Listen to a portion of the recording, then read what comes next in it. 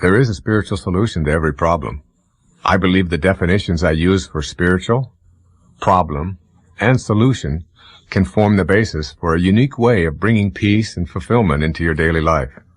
It is my contention that once you internalize these concepts, you will rarely revert to the belief that you face insurmountable problems. I think it is important to see spiritual as a part of physical rather than separate these two dimensions of our reality. It is all one. Spirit represents that which we cannot validate with our senses. The real key to understanding spiritual is this idea of our inner world and our outer world. One world, yet two unique aspects of being human. I have a friend who compares the physical to a light bulb and the spiritual to electricity. When I refer to spiritual, I do not intend it to be synonymous with religious. Religion is orthodoxy, rules, and historical scriptures maintained by people over long periods of time. Generally, people are born into religions and raised to obey the customs and practices of that religion without question. These are customs and expectations from outside of the person and do not fit my definition of spiritual. Spirituality is from within. My personal understanding of spiritual practice is that it is a way of making my life work at a higher level and of receiving guidance. The ways in which I do this involve a few simple but basic practices. I have enumerated them here in my own order of significance. Surrender. This is first because it is the most crucial and often the most difficult. In order to surrender, you must be able to admit to being helpless. In surrender, my thoughts are something like this. I simply do not know how to resolve this situation, and I'm turning it over to the same force that I turn my physical body over to every night when I go to sleep. I'm willing to turn any problem over to this invisible force, which is my source, while keeping in mind that I am connected at all times to that source. In other words, the spiritual life is a way of walking with God instead of walking alone. Love. Activating spiritual solutions means converting inner thoughts and feelings from disharmony to love. I use a metaphor of a long cord that is hanging from my hip, and I have the option of plugging that cord into one of two sockets. When I plug into the material world socket, I receive the illusions of disharmony. I feel out of sorts, hurt, upset, anguished, and hopeless in terms of being able to solve or correct my problem. When I am plugged in this way, I struggle to attain false powers. Defining empowerment only in material world terms is a reflection of being spiritually disconnected. When I imagine this cord being yanked from the material world socket and replugged into the spiritual socket, I immediately experience a sense of peace and relief. I can relax and remember that the Spirit is God, which is synonymous with love. Love, and love alone, dissolves all negativity, much as light dissolves darkness by just its mere presence. The infinite. Awareness of our infinite nature is terrific for putting everything into perspective. When I unplug myself from the material and replug myself into the spiritual, I immediately let go of fear, judgment, and negativity. Infinite love is what I receive from that new energy source. An empty mind. I feel strongly about the need for meditation to nourish the soul and access divine assistance. Beyond the actual act of meditation is a willingness to empty my mind of my agenda and be open to what will inevitably come to me. I relinquish my thoughts to the power that Spirit has to make things work. Completely emptying the mind of our agenda leads to forgiveness. Getting to a state of emptiness means ridding ourselves of all blame and all angry thoughts about what has transpired in the past. There is no room for hanging on to who did what and when and how wrong they were. Generosity and gratefulness. Sometimes I feel the necessity to remind myself that we come into this world with nothing, and we will exit the same way. So finding a spiritual solution involves doing the only thing I can do with my life. That is, giving it away and being simultaneously grateful for the opportunity to do so. Here's a formula which works for me.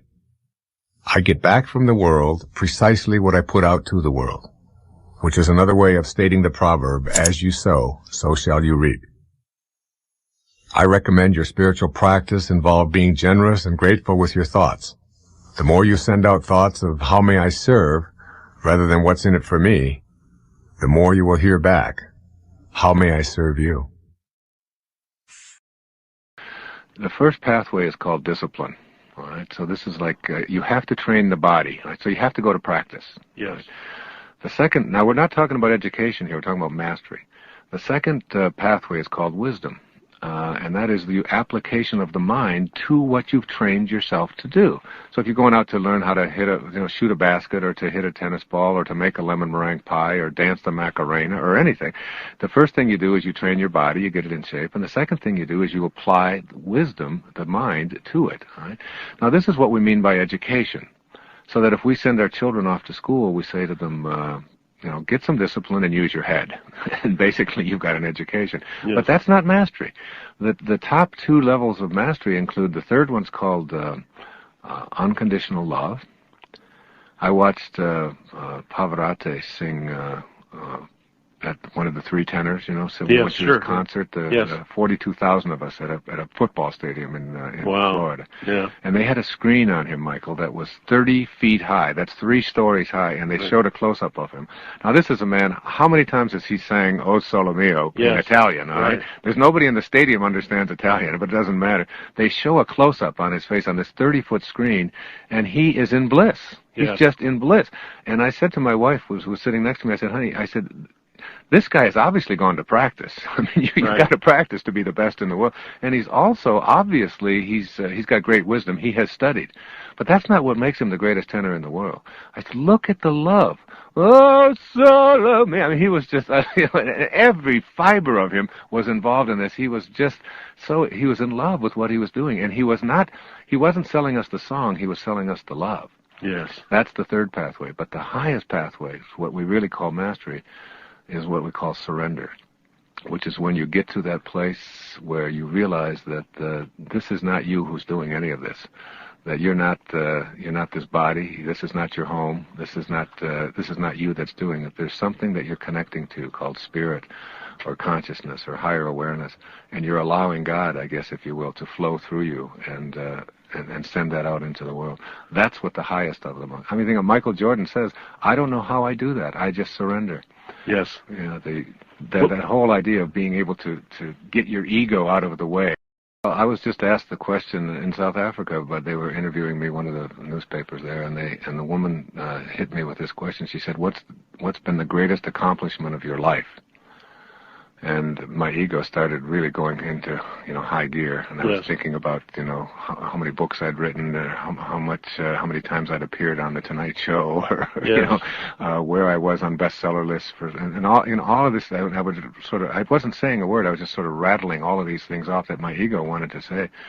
And then finally it hit me, and I said to the woman, I think the greatest accomplishment of my life has been my ability to tame my ego, and to no longer see myself as what I have and what I do and what other people think of me. I'm not my possessions. I'm not my accomplishments. I'm not my reputation. I've been able to see myself as a spiritual being, if you will, having that human experience, and that is involved with letting go. As they say in that recovery movement, you let go and you let God. And that may sound trite, but it's really one of the great secrets to being able to attract and manifest into your life.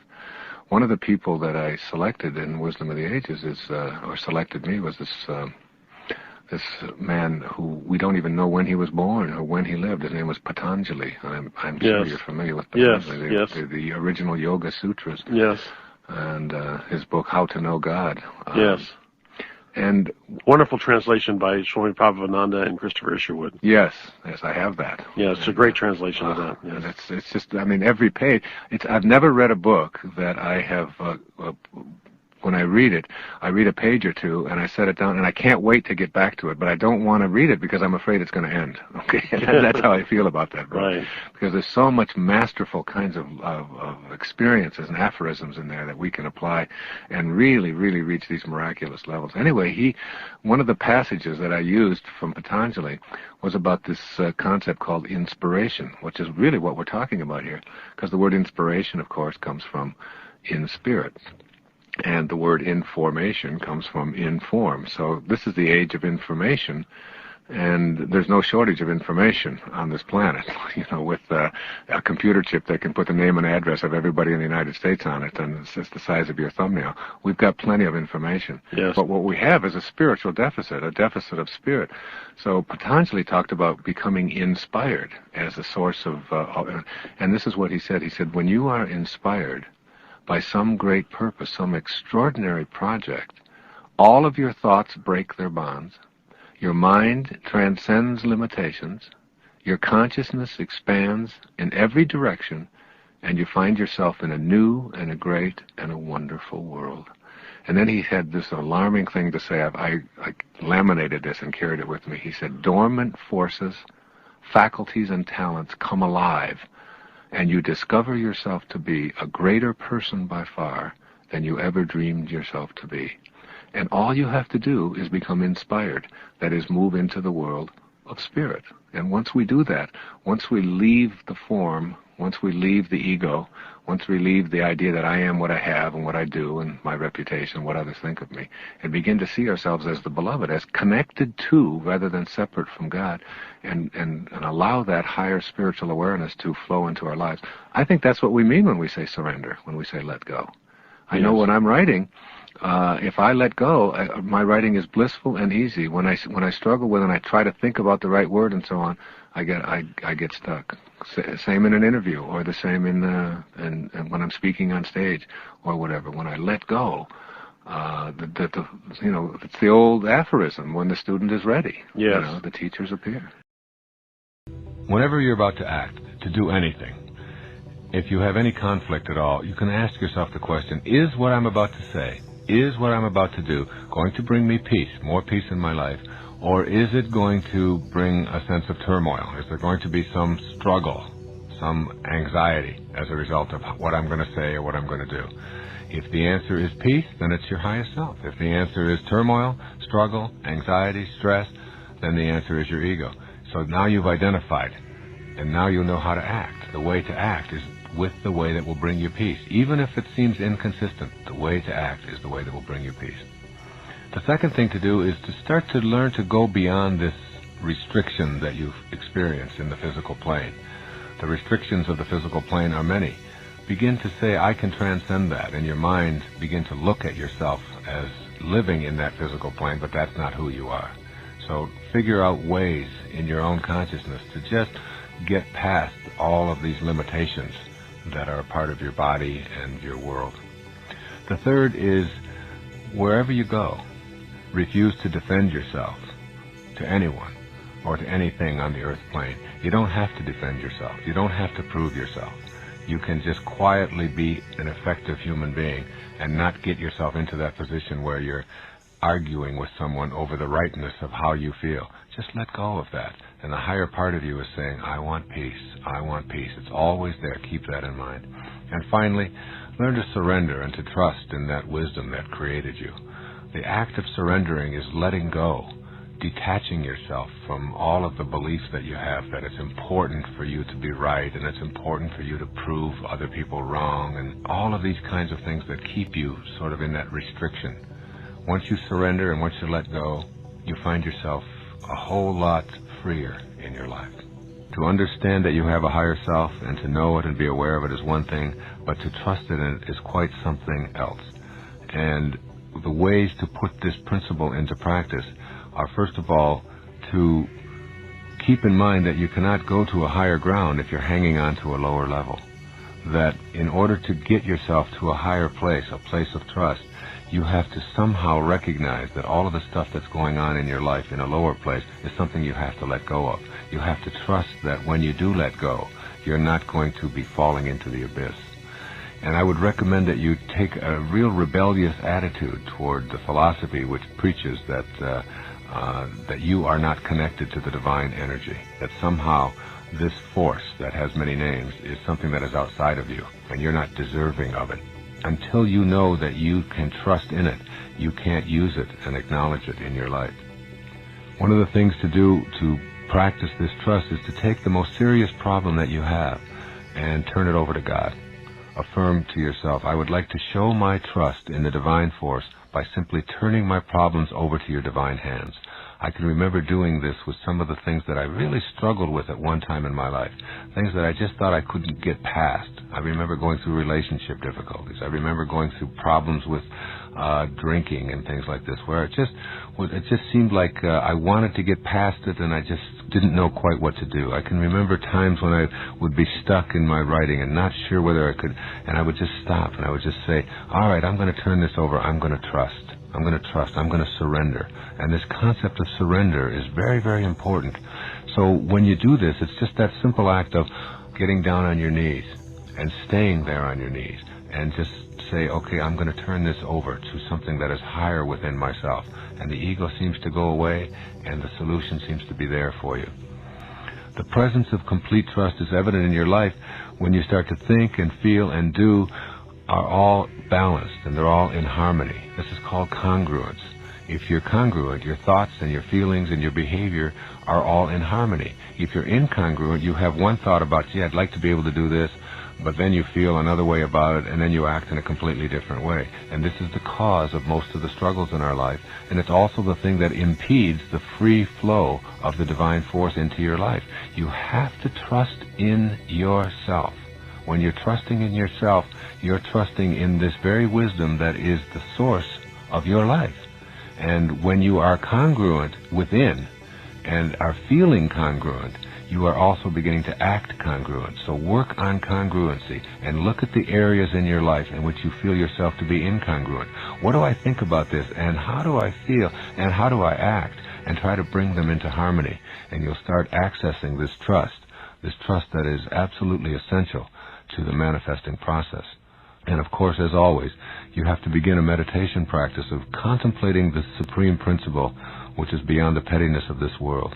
And as you meditate and go within and you make conscious contact with God, God isn't something that you know about any longer. God is something that you know directly and personally. And once you have this direct conscious contact, this knowing, then trust is not anything that you'll ever have to work on again. So here are 5 attitudes that I believe that we need to cultivate. The first of these is, I am a human being expressing God without reservation. This is an attitude that says, who I am is particular, is individual, but I am expressing God. And therefore, I am honorable, I am worthy, I count, and I shouldn't be thinking of myself as something that is less than valuable. That's the first. The second is, I accept myself without complaint. I have a slogan that I use in my own life. It says, whenever I hear my children complaining or other people and they ask me for advice, I always say, don't complain, don't explain. Don't complain, don't explain. I accept myself without complaint. I look at the body that I'm in, and I understand that this is nothing more than my curriculum to God. There are things about it that if I were to be designing it myself, perhaps I would have done a little differently. I might have put a little extra hair on the top. I might have made myself a little taller. I might have made myself a little darker. I might have made my eyes a different color, whatever it is. But that isn't up to me. Because who I am is not this thing that I occupy. This is just a garage where I park my soul. And it doesn't matter. It is my curriculum to God. And whether it can see or can't see, whether it's in a wheelchair, whether it's 4'1" or 7'3", whether it's dark or white, whether it's living on the plains of the Kalahari, or whether it's living in New Guinea, or in Detroit, or Chicago, it doesn't make any difference. I accept myself without complaint. This is what I showed up in. And not only do I accept myself without complaint, but I accept life without complaining. And all of us have that choice, and we don't listen to that inner voice.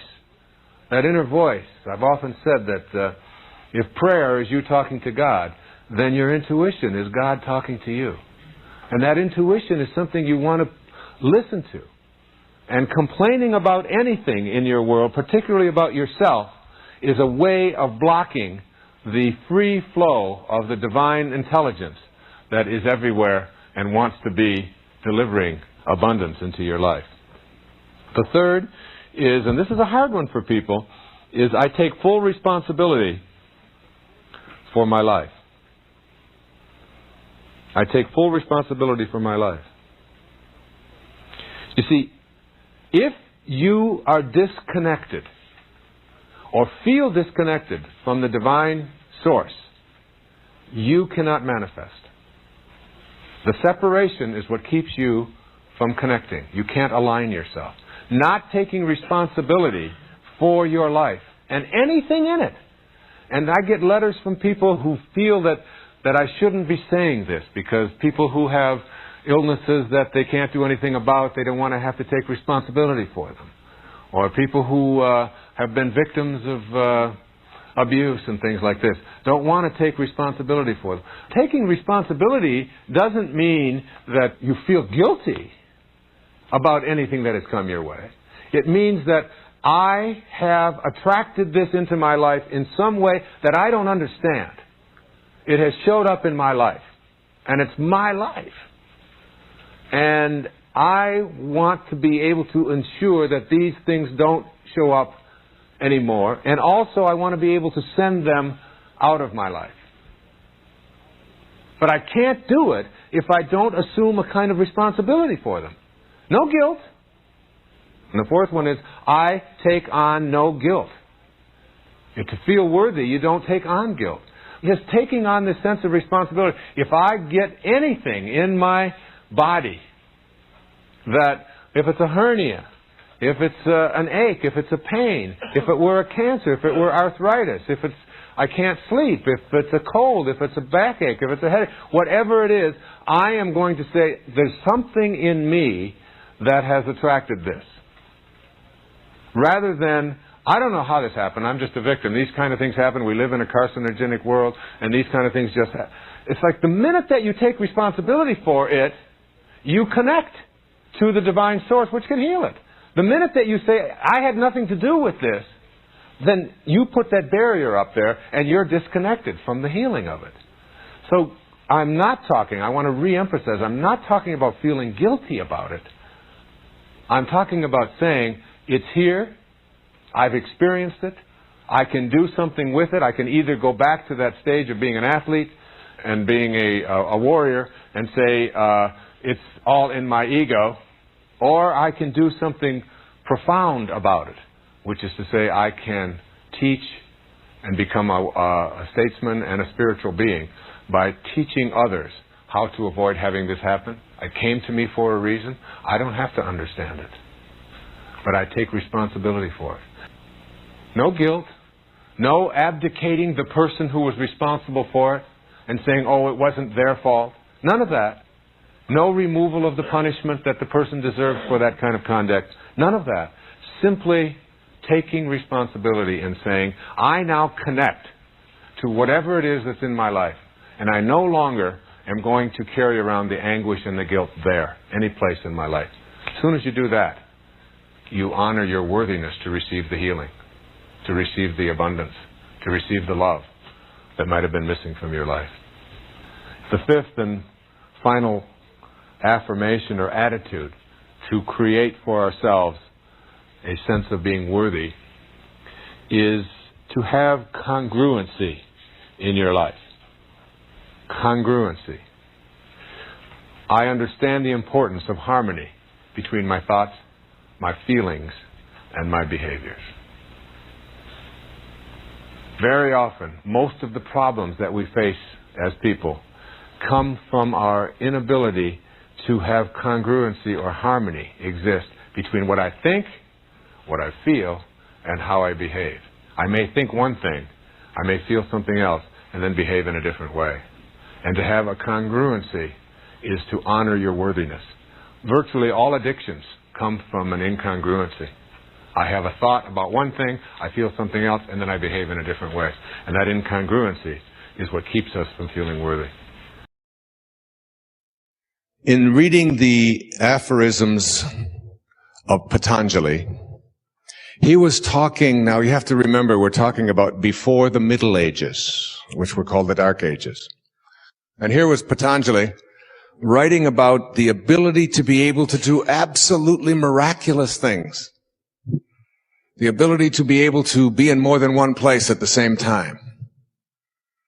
The ability to be able to be in the presence of another human being and raise your energy to such a level that you could literally, by your presence alone, just heal that person. The ability to be able to transcend things like diseases. The ability to be able to have the gift of fish and loaves.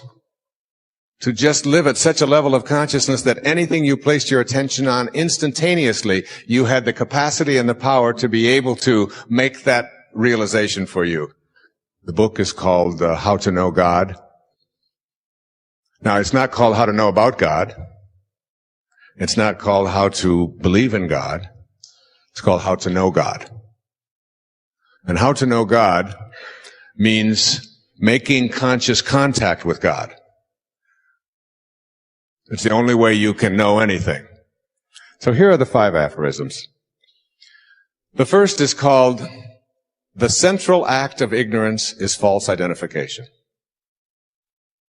The central act of ignorance is called false identification. What does Patanjali mean by false identification? And what does he mean by ignorance? Ignorance is not to be assumed to mean that you are uninformed. It means that you are identifying yourself as a human being with your body and your possessions and this material world. And the central act of that ignorance is the identification falsely with this world of the changing. But beyond the world of the changing is the changeless world.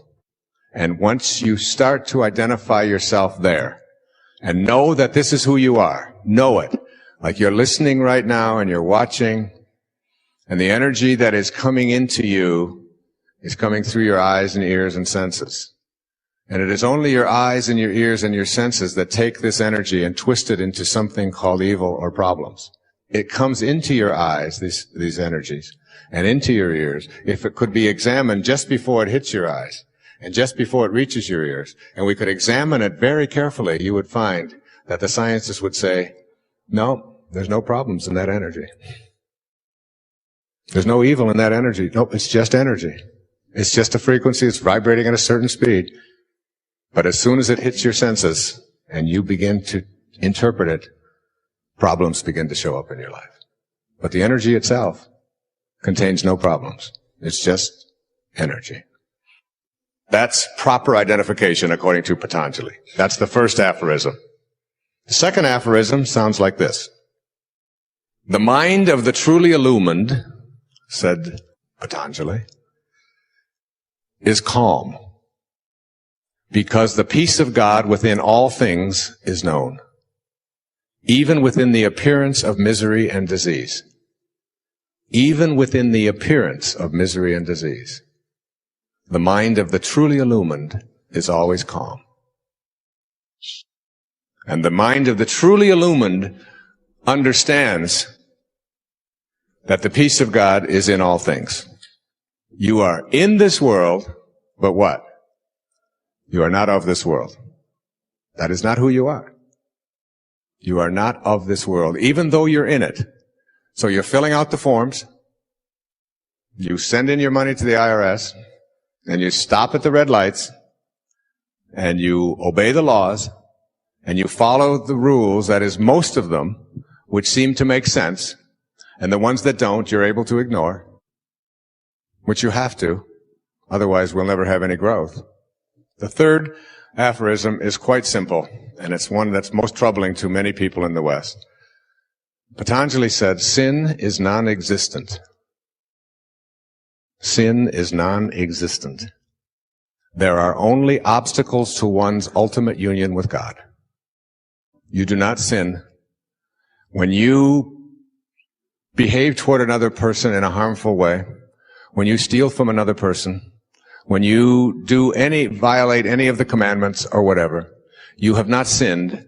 You have created an obstacle to your union with God. Wait, you see, the reason we don't want to put sin in there, according to Patanjali, is because it creates shame and guilt.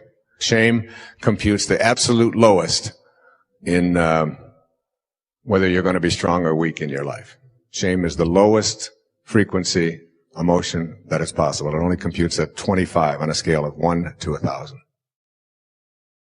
The fourth aphorism that leads us into a spiritual solution to every problem sounds like this. And these last two are the ones that I absolutely resonate to and love the most. The person who is steadfast in his abstention from falsehood has the power to obtain for himself and others the fruits of good deeds without having to perform the deeds themselves.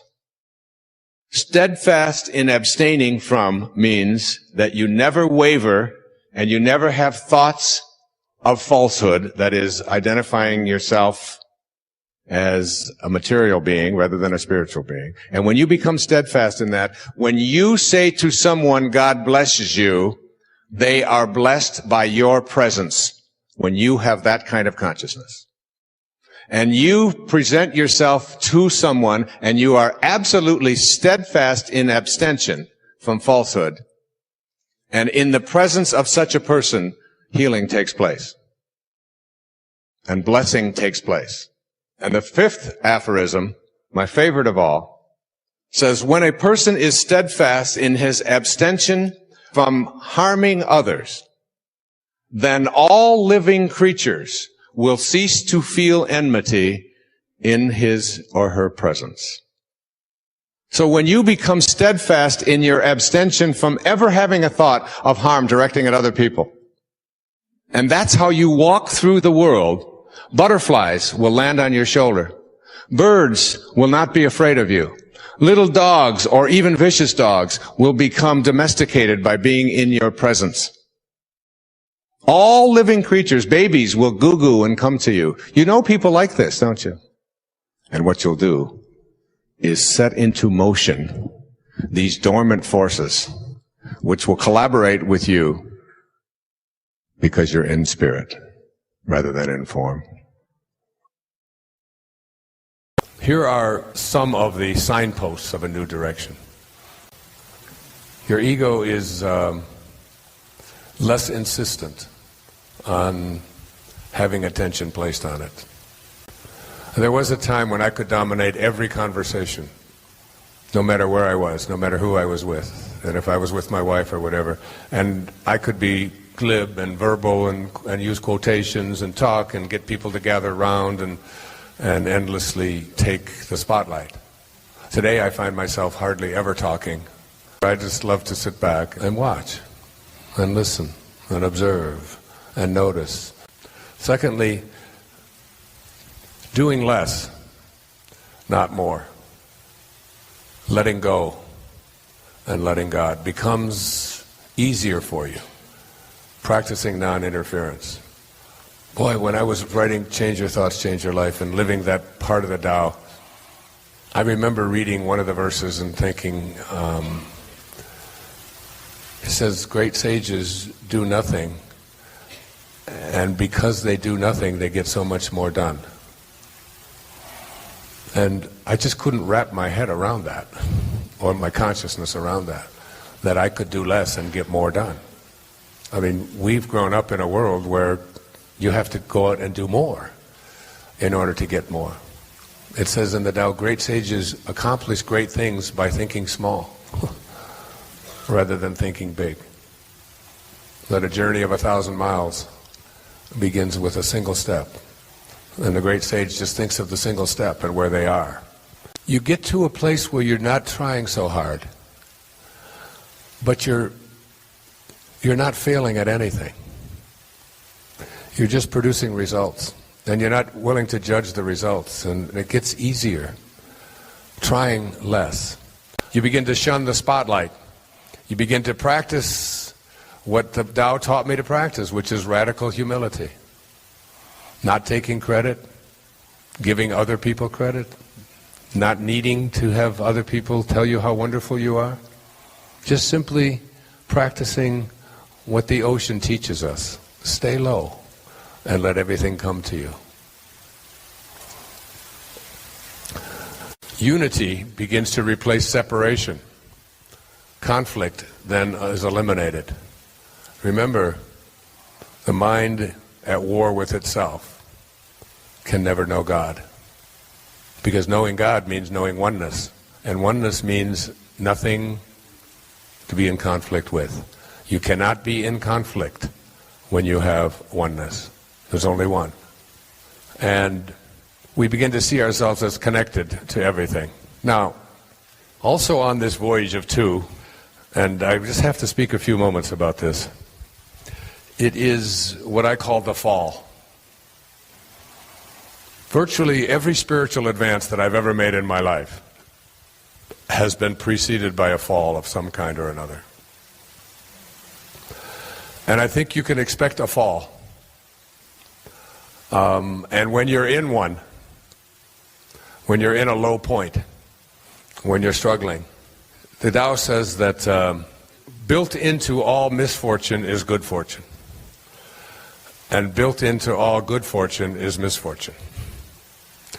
So that when you're in a place of misfortune, low, your relationship isn't working, the finances aren't coming, the news about your body, the medical diagnosis, things aren't the way you want them to be, all of the falls.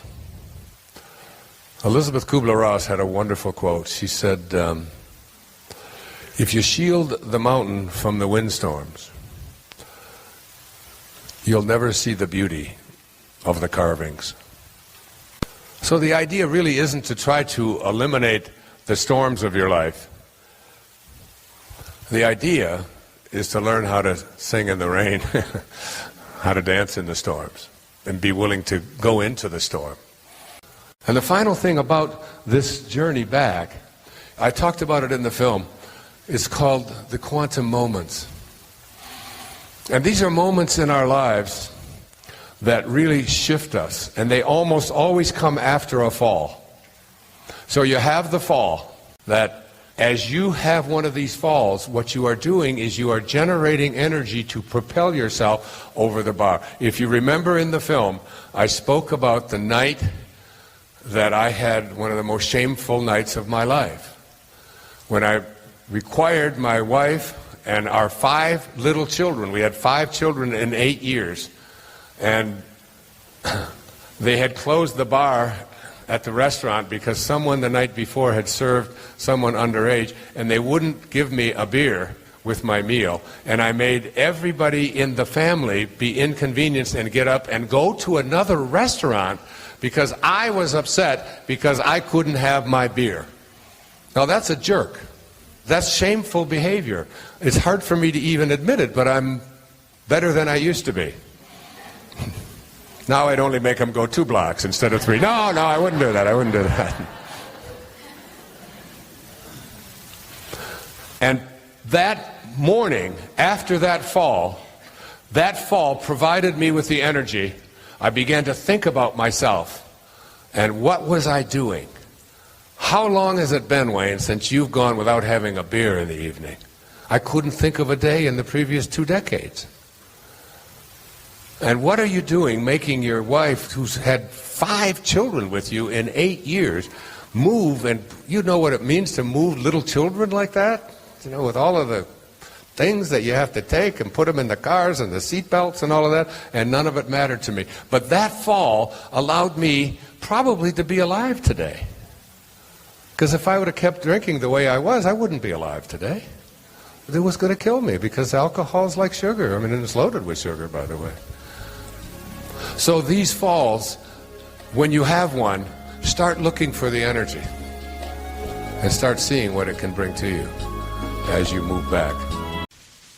The following principles represent my personal view on how your mind and your subsequent behavior can move you from toxic energy levels of the material world into the level of spirit, wherein lies the solution to any and all problems. Practice the presence of spirit. Practice awareness of the impossibility of being outside of the omnipresent spirit. Some ways of doing this are to remind yourself when you first awaken that this is a day that God will be with you at all times. Every meal you eat, be mindful of what it took for that food to reach your plate. When you make a phone call, drive in your car, or enter your workplace, begin to have this God realization. As you practice being mindful of the presence of the divine invisible spirit, you will notice a greater sense of peace, a stronger feeling of being safe and secure, a knowing that you are healthy and living from an inner sense of integrity. These feelings result from simply silently practicing, and I emphasize silently. No preaching and converting others to think as you do. Simply realize the presence of your source from which you are never truly separated, except in your own mind. Your mind is the substance of all matter. Take a look at your right hand. Would you describe it as intelligent? No, because intelligence is the mind that directs your hand to move, to grasp, to make a fist, or wave goodbye. Your hand responds to the directives of your mind. Now think about every other organ of your body, your heart, liver, spleen, all of which were created to act in accordance with the central divine intelligence within them. If you so elect, your entire body will respond to the directives of your mind. Direct, insist, demand if you must, that your mind be in harmony with the divine mind, and your energy will go from slow to fast, from material to spiritual, from problems to solutions. Mortal sense needs to yield to make room for spiritual awareness. When confronted with a problem, stop in the middle of it and remind yourself that God is on the field and that you can surrender to that realization. I received a letter from a woman who was diagnosed with cancer and given only a few months to live. She decided to keep this information from everyone she knew, including her husband and children. She rented a cabin in the northern Minnesota woods and spent every day silently yielding her mortal sense and opening herself to spiritual guidance.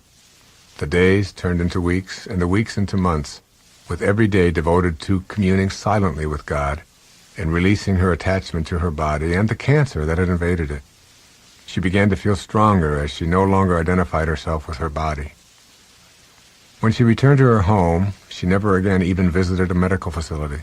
Today she thrives some 9 years after her terminal illness diagnosis. The commitment to yield her mortal sense and allow the calm, peaceful, serene, loving presence of God to handle the cancer was what she intuitively felt was her pathway to healing. Send love to and pray for your enemies. Harboring anger and hatred toward anyone guarantees that you remain in low energy fields where problems will continue to crop up in your life. I suggest that you examine every relationship in which you feel judgmental thoughts of anger and hatred. Replace those thoughts with energies of acceptance, kindness, and love. You will have to make a personal commitment to, first of all, notice what you are feeling, and then exercise your ability to choose to send love. When your heart becomes pure, your enemy becomes your friend, or even more significantly, your teacher. Your worst enemies are your greatest teachers because they allow you to examine the emotions of anger and revenge, and then to transcend them. They give you the exact tools you need to elevate yourself to the spiritual energies that provide your solutions. God is not withholding. Imagine for a moment that you know a person who has stored away everything you want or need for your happiness, but refuses to let you have them unless you do his bidding, ask properly, and behave as he wants you to. Furthermore, this person can heal you of the disease, but allows you to suffer for now, and maybe will consider healing you at some future date. This would not be a very nice person, let alone a very nice God. Is this the kind of withholding God that you imagine the spiritual energy to be? In the scriptures it clearly says, "And everything I have is yours." These 6 little words may be the secret you've been looking for to raise your awareness to a spiritual level. Whatever solution you seek for whatever problem you may have is available to you in this moment. It is in you, not in some mythical Santa Claus-like being floating around in the heavens, dispensing goodies to some and baddies to others. You are always connected to this universal source of present moment energy. You are not being punished. Just as God does not withhold, God does not punish. The idea that God could be punitive is inconsistent with spiritual awareness. It is a mistake of the ego or the intellect to believe there is evil for which God must punish you.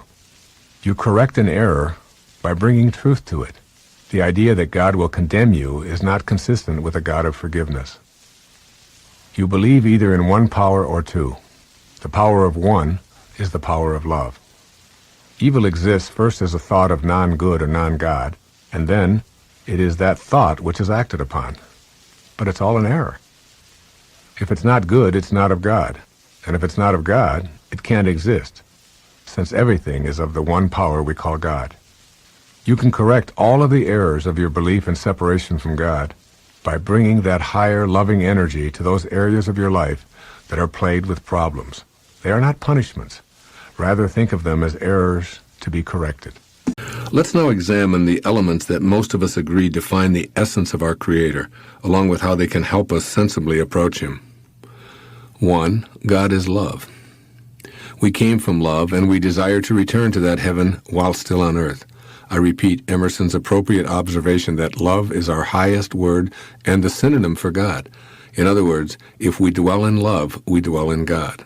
If God is love and cannot be anything other than what God is, and we wish to have a dialogue with God, then it seems to me that we come to our source in love or we're wasting our time. So in the private, quiet, prayerful moments of asking for God's help, don't ask Him to help defeat others in any way. Rather, pray, Dear God, make me an instrument of Thy love. I want to be like You. I have forgiven them, and I have forgiven myself.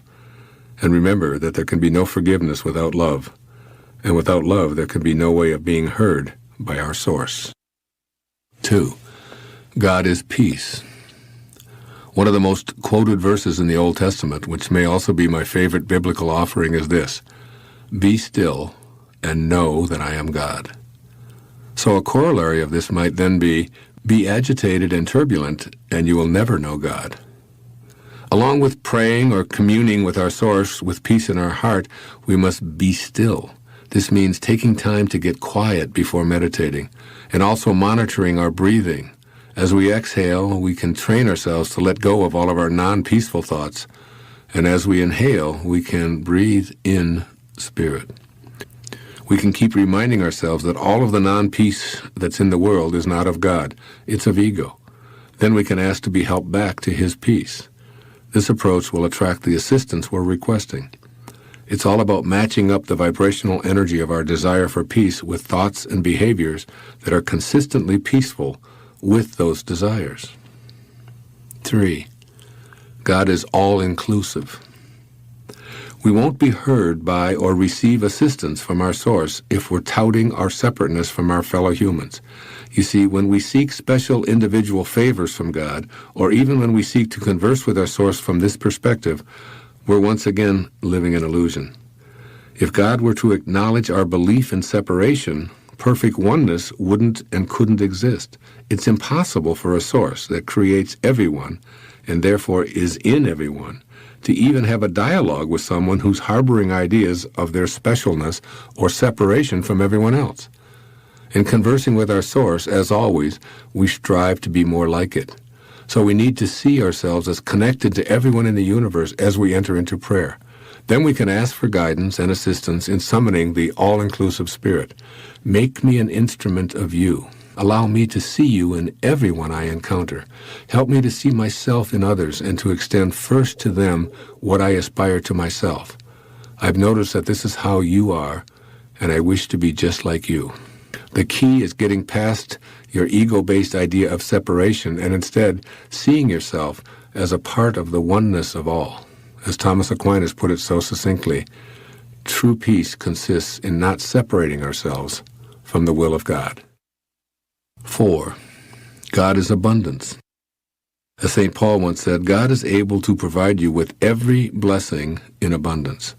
So why is there so much apparent shortage in the world, including people starving and living in poverty, and millions of folks having the persistent problem of too much month left at the end of the money? Well, what I can say for certain is that God is not to blame. There's more than enough to go around. After all, we came from a place that knows nothing of deprivation, and we arrived on a planet that has the capacity to grow the food and slake the thirst of every one of its inhabitants many times over. As a species, we human beings have brought the ideas of deficiency and depletions of God's gifts on ourselves, largely by taking very ungodlike actions. God serves all of us, but our greed has made us forget others and focus only on ourselves. As a people and as individuals, we've brought lack to our lives, and we can only fix this deficiency by becoming more like our always serving, endlessly abundant spiritual source. The answers to the resolution of poverty and scarcity are readily available to us, and they'd be resolved tomorrow if we remembered that we're all one on this planet. We all share the same origins, and we all end up back in the same non-place where we began. When we return to spirit in our heart, our governments will align with this truth, and our leaders will emerge from in-spirit consciousness. And 5, God is well-being. Spirit never has a fever and knows nothing of illness. So in my humble opinion, it makes no sense to pray or engage in a discourse with God from a perspective of asking to be healed, unless, that is, we have a firm understanding of what we mean by the word heal. If we mean to overcome an illness or infirmity, then I feel that we're again violating the truism that nothing can be what it isn't, including God. On the other hand, if we use the word heal to mean reconnecting to our source of well-being, then we're open to the potential of receiving assistance to overcome any infirmity. And that's how I use the word. I never asked God to help me to get over a feeling of sickness. Even when I had a minor heart attack 5 years ago, I asked to be made an instrument of God's well-being. I acknowledged that my body had taken on non-well-being, be it from my lifestyle, diet, and habits, or the toxins I breathe in and out, whatever. It was not of God, it was of me in this physical world, and I prayed to be reunited to a stream of well-being. I knew that I was a piece of God, and it was just as easy for him to heal a cut on my finger as it was to restore my heart to a healthy state. Since I knew that God's healing power was within me, I just needed to help my body remember this.